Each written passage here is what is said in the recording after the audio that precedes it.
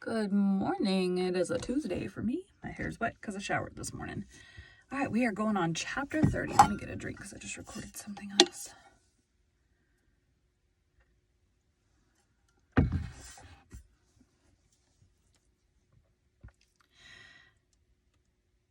Chapter 30, Mrs. Skinner's Romance.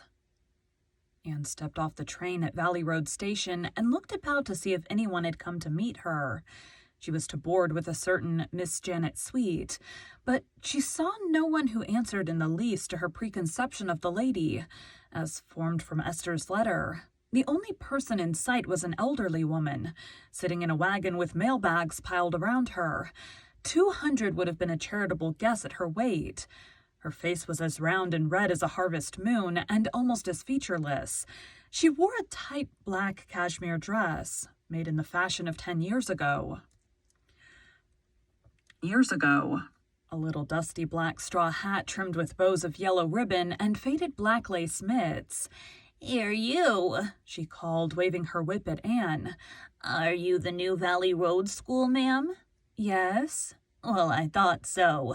Valley Road is noted for good-looking school..."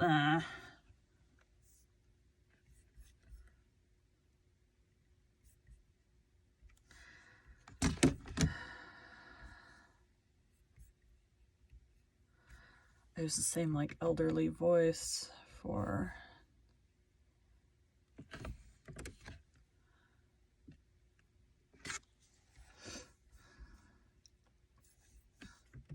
I don't know who this is yet.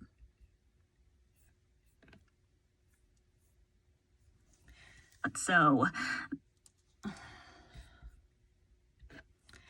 "Yes?" "Well, I thought so.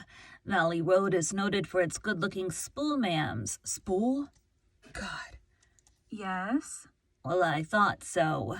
Valley Road is noted for its good-looking schoolma'ams, just as Millersville is noted for its humly ones. Janet Sweet asked me this morning if I could bring you out. I said, sartin I can, if she don't mind being scrunched up some. This rig of mine's kinder small for the mail bags, and I'm some heftier than Thomas. Just wait, miss, till I shift these bags a bit, and I'll tuck you in somehow. It's only 2 miles to Janet's. Her next-door neighbor's hired boys coming for your trunk tonight. My name is Skinner. Amelia Skinner." Amelia Skinner.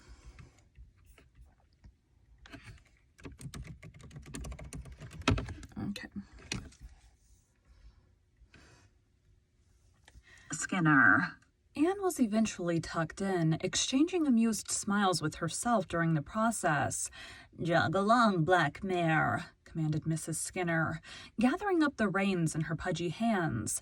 "This is my first trip on the mail route. Thomas wanted to hoe his turnips today, so he asked me to come.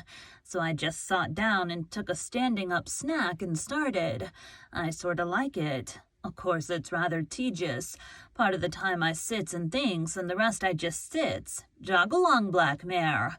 I want to get home early. Thomas is terrible lonesome when I'm away. You see, we haven't been married very long." "Oh," said Anne politely. "Just a month. Thomas courted me for quite a spell, though. It was real romantic." Anne tried to picture Mrs. Skinner on speaking terms with romance and failed. "Oh?" she said again. "Yes, you see, there was another man after me. Jog along, black mare. I'd been a widder so long folks had given up expecting me to marry again. But when my daughter, she's a schoolma'am like you, went out west to teach, I felt real lonesome, and wasn't nowise sot against the idea. By'm by, Thomas began to come up, and so did the other feller, William Obadiah Seaman, his name was. For a long time I couldn't make up my mind which of them to take, and they kept comin' and comin', and I kept worryin'. You see, W.O. was rich. He had a fine place and carried considerable style. He was by far the best match. Jog along, black mare." "Why didn't you marry him?" asked Anne. "Well, you see, he didn't love me," answered Mrs. Skinner solemnly.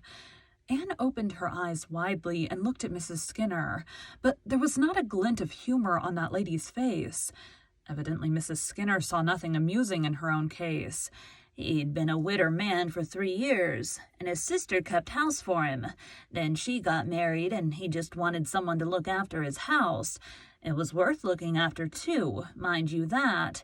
It's a handsome house. Jog along, Black Mare. As for Thomas, he was poor, and if his house didn't leak in dry weather, it was about all that could be said for it, though it looks kind of picturesque. But you see, I loved Thomas, and I didn't care 1 red cent for W.O., so I argued it out with myself. Sarah Crow, say I. My first was a crow. You can marry a rich man if you like, but you won't be happy. Folks can't get along together in this world without a bit of love. You just better tie up to Thomas, for he loves you and you love him, and nothing else ain't going to do you.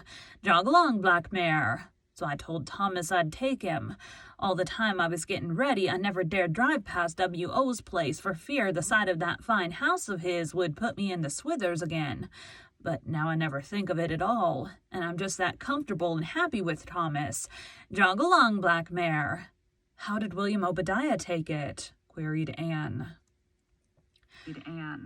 Oh, he rumpused a bit, but he's going to see a skinny old maid in Millersville now, and I guess she'll take him fast enough. She'll make him a better wife than his first did.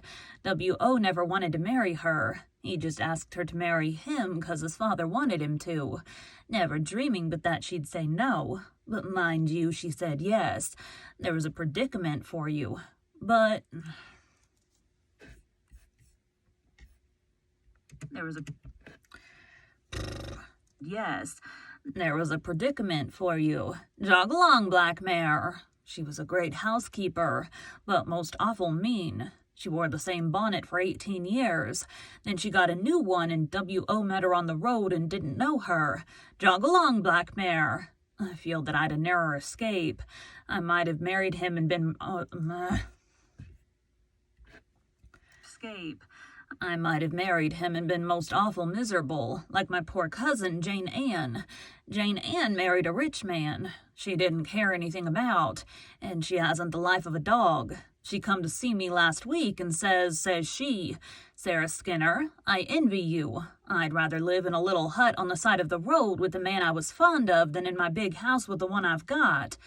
Jane Ann's man ain't such a bad sort, nother, though he's so contrary that he wears his fur coat when the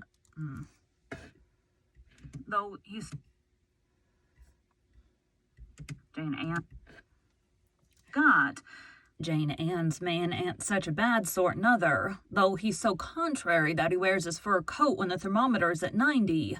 The only way to get him to do anything is to coax him to do the opposite, but there ain't any love to smooth things down, and it's a poor way of living. Jog along, Black Mare. There's Janet's place in the hollow. Wayside, she calls it. Quite picturesque, ain't it? I guess you'll be glad to get out of this with all them mailbags jamming round you. Yes, but I have enjoyed my drive with you very much, said Anne sincerely. Get away now, said Mrs. Skinner, highly flattered. Wait till I tell Thomas that. He always feels dreadful tickled when I get a compliment. Jog along, Black Mare. Well, here we are. I hope you'll get on well in the school, miss. There's a short-cut to it through the mash back of Janet's.